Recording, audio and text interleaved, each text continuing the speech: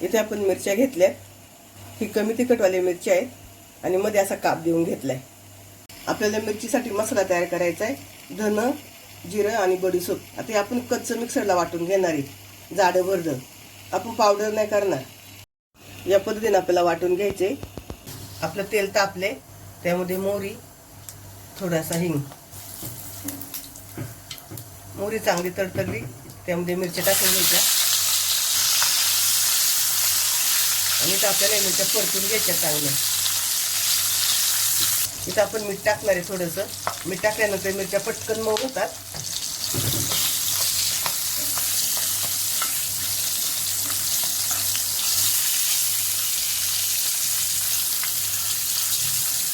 मिरच्या सगळीकडून चांगल्या परतून घ्यायच्या आणि त्यावरती झाकण ठेवायचे। आपण झाकण काढून घेऊ। एक वेळ याला मिक्स केलं होतं। मिरची आपली छान आता भाजून झाली आणि नरम पण पडली थोडीशी। गॅस बारीक आहे आपला। त्यामध्ये हळद आणि लाल तिखट तुमच्या प्रमाणे टाका, तुम्हाला कितपत तिखट पाहिजे त्याप्रमाणे। जास्त तिखट नाही केलं मी, थोडीशी टाकली आहे। तर मिक्स करून घेऊ आपण।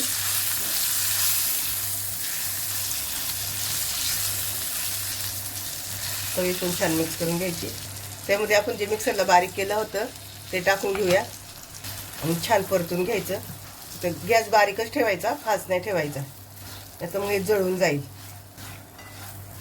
आता हे आपलं कच्चं असल्यामुळे आपल्याला इथं बारीक गॅसवर परतून घ्यायचंय। फास्ट गॅस केला तर ते जळेल, म्हणून स्लो गॅसवरच आपल्याला सगळं करायचं। इथं अगदी 1 मिनिटासाठी आपल्या वरतून झाकण ठेवायचंय। आपण झाकण खोलून बघूया। त्यामध्ये आपल्याला आता मीठ टाकायचंय। आपण मगाशी थोडं मीठ टाकले, त्यामुळे आता अंदाजाने मीठ टाका थोडंसं।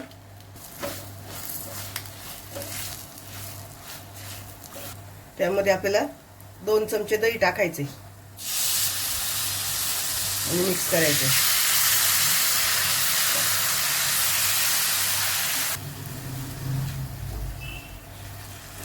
मिक्स करून झाल्यावर त्याच्या परत झाकण ठेवायचे आणि दह्याचं पाणी आटेपर्यंत आपल्याला शिजवून घ्यायच्यात। आता आपण झाकण खोलून बघू। इथे मी एक वेळा मिक्स केलं होतं झाकण काढून। इथे बघा आपलं सगळं दह्यातलं पाणी आटले आणि आपली मिरची तयार झाली।